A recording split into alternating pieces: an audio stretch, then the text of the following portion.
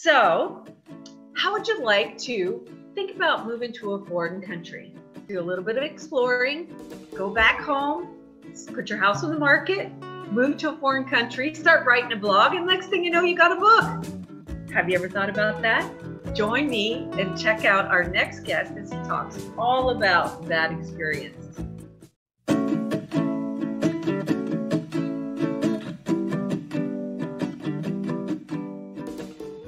Hey everybody, it's Cynthia, Global Traveler Realtor, coming to you today with my friend Greg Kitzmiller.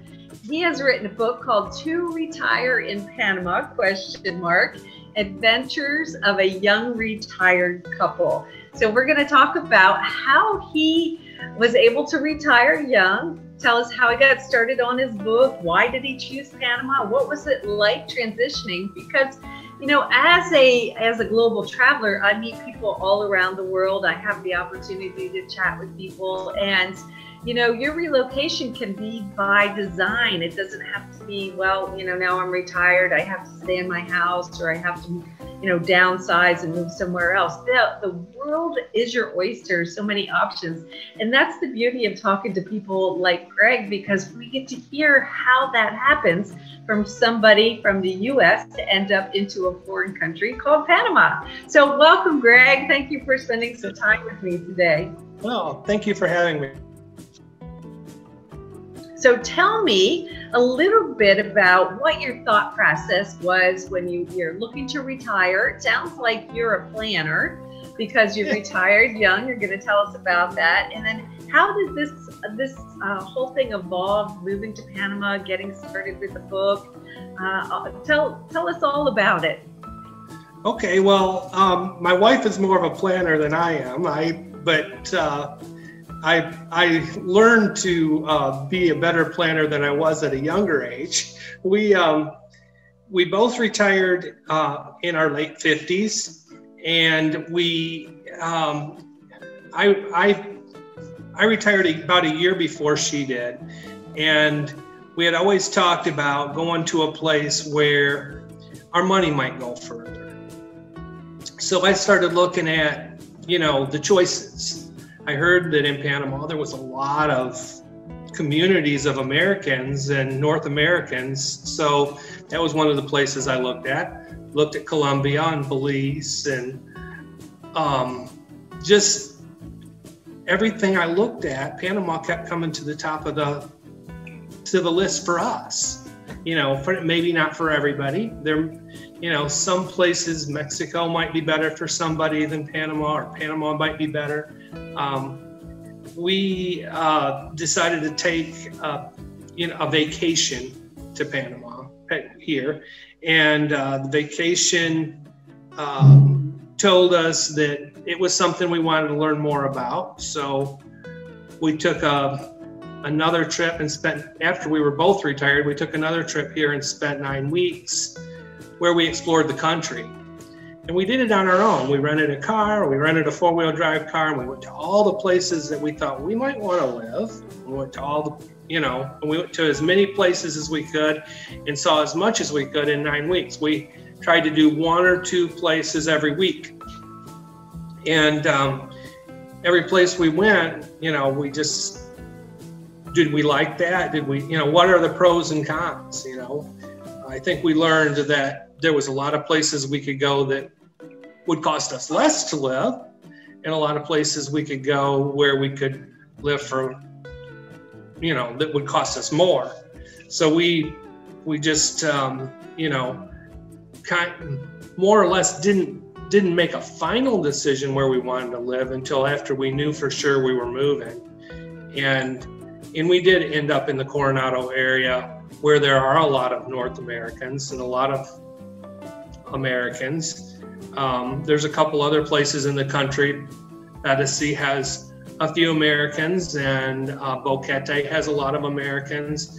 And I think when we were exploring, we found that, you know, if we went where there was a lot of Americans or a lot of expats, wherever they were from, we were going to pay more to live there. You know, so that's some of the things that went into the decision process. You know, did we want to live in the mountains? Did we want to live by the water? we love being by the ocean, but neither one of us had any need to be oceanfront, where a lot of people we know here just have to be, they have to be by the ocean. We can get there in a couple minutes on the dune buggy, right? So it works. So we ultimately decided on a place that's just a few minutes from the ocean in Coronado, and I think we made a pretty good choice. We like it here. That's great. Yeah, you and I were talking. So you have a dune buggy, so that another bit of adventure spirit coming out there. Yeah. sounds like a lot of fun.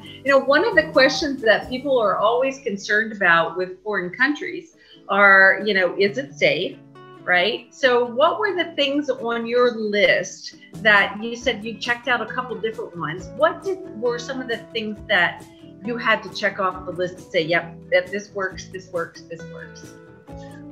Well, a few things, and that's one of the reasons I tell people, spend some time on the ground, learn what's important, because what you think is important before you make the move may not be so important after, and then you're going to discover things that are more important. And I think one of the things we realized was that we came from the north, we came from Michigan, so in the north, so it was important for us to have a garage there because of snow and ice, and you didn't want to get up every morning to go to work and scrape your car, right? So for us to think about it, well, why do we need a garage? But that ended up probably on the top of my list, having covered parking or having an underground or place to park the car, because the car gets hot and the sun bakes it. And even being by the water, the salt and all of that isn't kind to your car either. So that was probably the biggest thing that was a deal killer for us. When we found a place, it had to have underground or covered parking. Had to have good outside space, balcony, a nice big balcony, or in our case, we have a couple of them. So, and that's nice. And pool. And when we were looking for a home here, we looked at houses and we looked at condos, and my wife wanted nothing to do with a house. We started looking, and I didn't want to give up on the idea of still having a house. But she made a great point that, what if a few years down the road something happens to one of us? Do we want to live in a house alone? And I think that's proved to be a good decision to live in a condo for us, because now we've made friends in the building. She has things that she does with the ladies in the building every few days. So it's about relationships too, and making friends and having things to do in your retirement. And I think for us, a house would have isolated us. So I guess that's a couple of them. We learned right away, and people will tell you this, that you shouldn't buy your home in your expat community planning on having a lot of visitors, because you may not, so we bought a smaller place with just one guest room.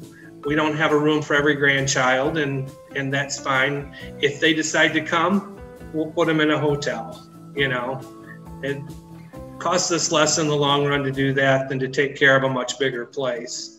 And we were happy to downsize. And when we moved down to Panama, we moved in 6 suitcases. We left. We sold or donated or disposed of everything we owned and started over, and that was real liberating. We vowed never to accumulate a lot of junk. And yeah, it's funny. That's always one of the neat things about it, is you learn that less is more, right? Yeah. And that's more freedom. The less stuff things that you have, the more liberating, to your point, it is, which is great. And, you know, it's funny because a lot of times people will say, when I've, you know, working with showing clients places that they can rent or buy it in Panama, they would say, oh, I need a bigger closet. You know, coming from cold areas, right? We're so used to having seasonal clothes, where when you're in Panama, you just have one season of clothes, right? Yeah, so, shorts and flip-flops. Yeah, and sometimes not even flip-flops, right? So it's always fun when you have to, it's really a mind shift sometimes in terms of like, wow, I don't need all those things that I had. And it's really great when you come with 6 suitcases and figure out, wow, I can survive with this. So tell me a little bit about your book then. How did you, because it's To Retire in Panama with a question mark. How did the book come about? What's in your book? How do we find you? Tell me all about that good juicy stuff. Sure. So To Retire in Panama, it was the name of the blog. The only thing that was different is on the website, the HTTP wouldn't let me use a question mark. So while the vision was to have a question mark there, it's not in the name of the website. So our website is the same name. It's HTTP as www, the number 2 in retireinpanama.com, all one word. And if you go to the website, you can buy my book there. There's a link to Amazon. I self-published it, so it's not in a big house publishing company, and you know, you can't go in Barnes & Noble and buy it or any place like that. But it's available on Kindle, and Kindle Unlimited users can read it free. And so it's on Kindle and Amazon. And if you go to Amazon and type in the name of the book, it comes, nobody has told me that it doesn't come right out. So it's, you know, we kind of, for a while, we're trying to get, you know, we did a little virtual launch, which didn't go real great because with all the COVID and stuff going on, and it was difficult. And I already told you that I'm electronically challenged. So but we did a virtual launch, and we did sell a bunch of books on the virtual launch, and Amazon likes to see, you know, pretty good sales on the launch, and then they like to see so many reviews. And if you have that, it keeps you on the top of the search. So I don't know if we've done good or not, but it seems like we're staying pretty good on the search. It's rated in Central American Travel and a couple other, they've rated it pretty good in the top 10 on one and in the top 30 on a couple others. So I think it's doing okay. I didn't write it to make money, and I probably will never really make any money, but just to help people mostly. And for my own satisfaction, I needed to check another thing off on my list, right? So yeah, I just had a conversation with Linda, which will be another video that everybody can watch on the YouTube channel, because she is a writer, Linda Allison, and we were joking about everybody has a book in them, right? And it's just how to get Linda's that out great. There. Yeah. Yeah. So go ahead. I've been doing Linda's writing workshops, and so she was part of the inspiration to do this. And she started checking in on my blog and giving me advice and got me into the workshops. And she's one of the people that said, "Hey, you should turn this into a book," and she helped me launch it. She was a good mentor. Very good. Yeah. So. One of the beauties of being in the area and being in an expat community, everybody wants to see everybody succeed, right? They all come with different talents, different interests, and it gives people sometimes an opportunity to step out of their box, because what the hell? You live in Panama, right? You're taking that big step. What's next? Or you can do that. So what was the inspiration? Because you said this started from a blog that Linda helped you put into a book. So what was the inspiration for the blog? Why start writing about your experience in Panama? Well, a lot of people just wanted to be able to have a place where they could go to keep up with what we were doing. Our friends said, write a blog, and I got it from more than one. And so, like I said before, I thought it'd be easy, just write some stuff down, take some pictures, slap it on the internet, and you got a blog. But I learned really quick that it's not that easy. And so for me, it was a big learning curve. But I started, at least trying to put a blog post out once a month, and sometimes more frequently when we were doing a lot of adventuring, and especially when we were here for 9 weeks, checking out the country. I tried to do a post every time we visited someplace. We spent a couple of days in Boquete, and obviously that there's a lot of material there for a blog post. And a lot of the places we went, it might have been something so simple as took a bunch of pictures, or we had a funny story to tell, or we got to a place that we just like, oh wow, we would never live here. But like you, we wanted to be not as far from the airport. So that's part of why we ended up in Coronado. But it ended up being a lot of, there ended up being a lot there, a lot of material. And when I got the inspiration to write the book, it was partly, I don't know if you know Chuck Holton. Chuck Holton is an embedded reporter with Christian Broadcasting, and he lives here in El Valle, and attends our church.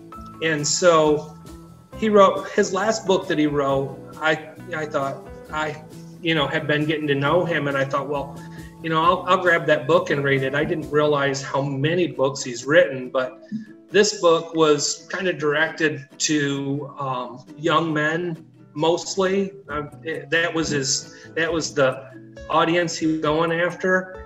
And I read the book and I thought, wow, it was just, for me, it was powerful. And I thought, I should be doing more here than sitting on the beach with a cocktail. And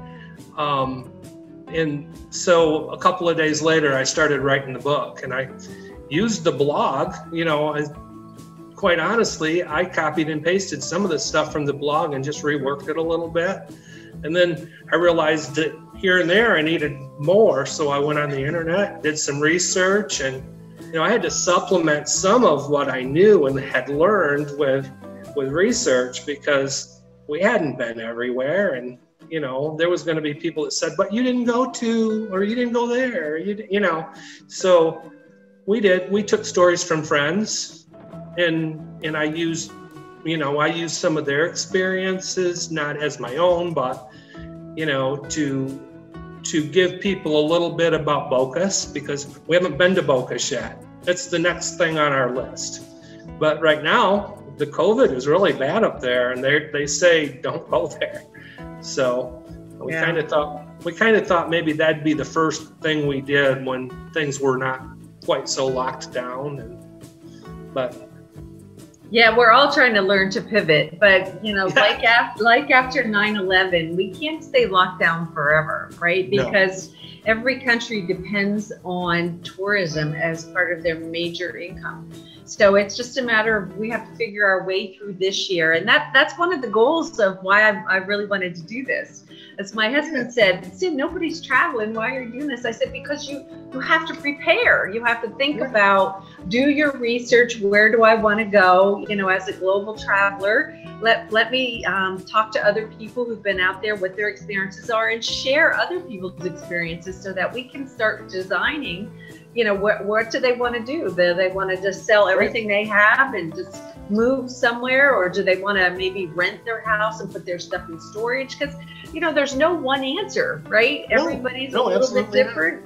And so that was the one thing that, as long as I was in Panama, we we still had roots back in the States because of our kids. And so it was like, you never know, well, what am I going to end up doing? Right. So that's the beauty of it. It's you've taken the adventure. Right. And now, and your friends, obviously, they wanted to know what you were doing. So they wanted you to blog about it so that they could have they could do that adventure through you. Share the experience. Yeah. Yep. Sure.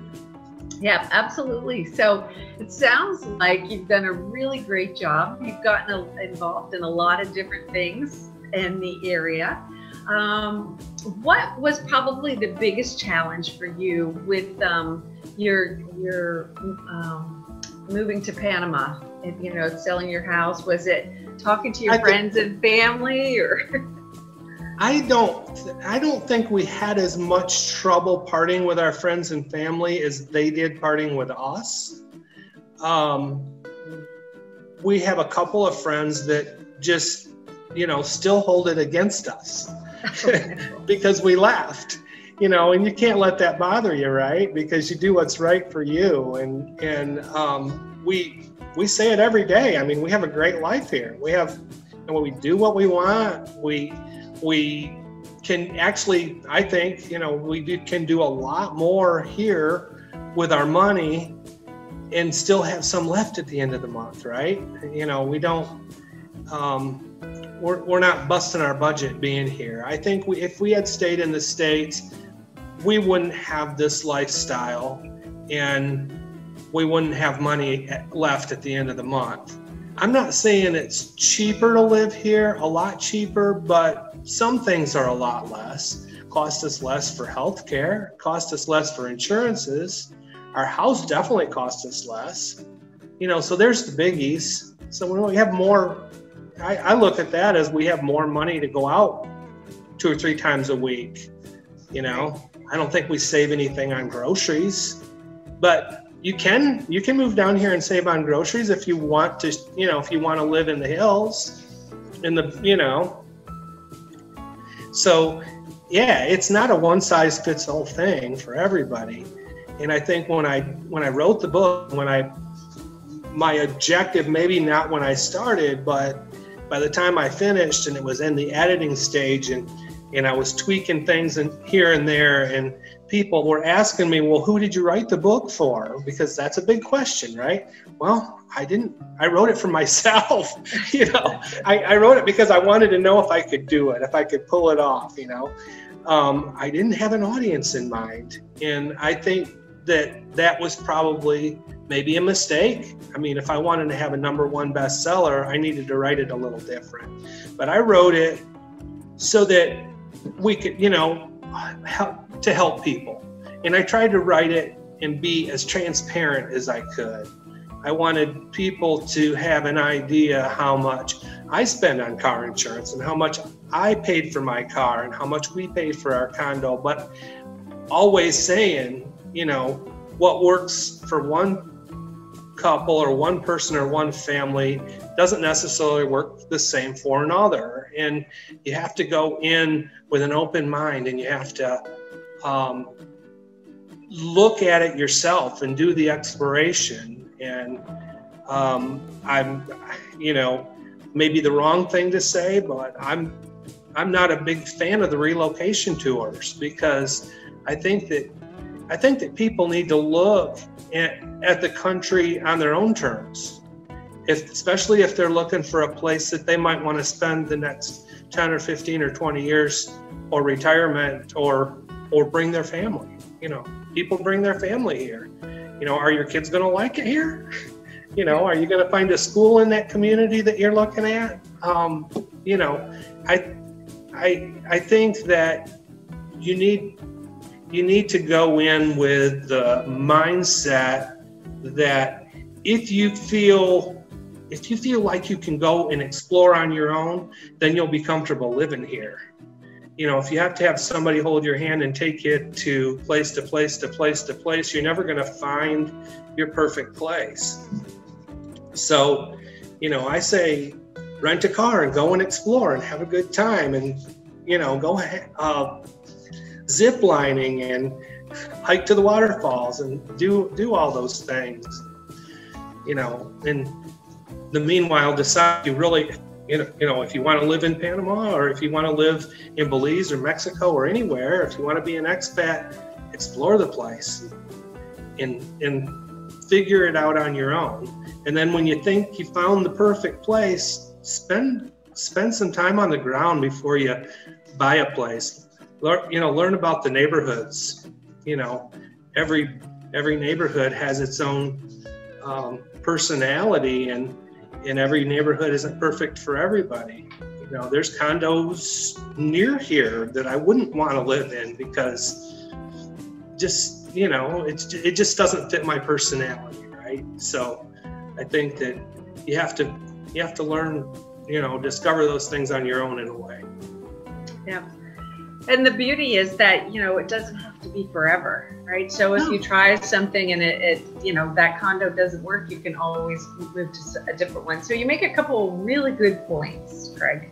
One, I think relocation tours definitely have a place for those people who aren't sure that maybe Panama would work for them. If they think they might like it, then they could come back and really do the deep dive like you guys did, right? Yeah. So it gives them kind of an overall view in a safe way, especially if you don't speak the language and you're not necessarily, some of us are really adventurous. Like we just take off and don't care. Like I did 39,000 miles around the world by myself with just a backpack, Southeast Asia and all over. And but some people like to have a little bit more of a guidance. So they do have a place for that. But the other point is it's not a one size fits all, right? Yeah. And you know what? I've had people come to Panama and it just wasn't for them. And that's cool. Don't try to force it just because your friends like it or you heard all about it.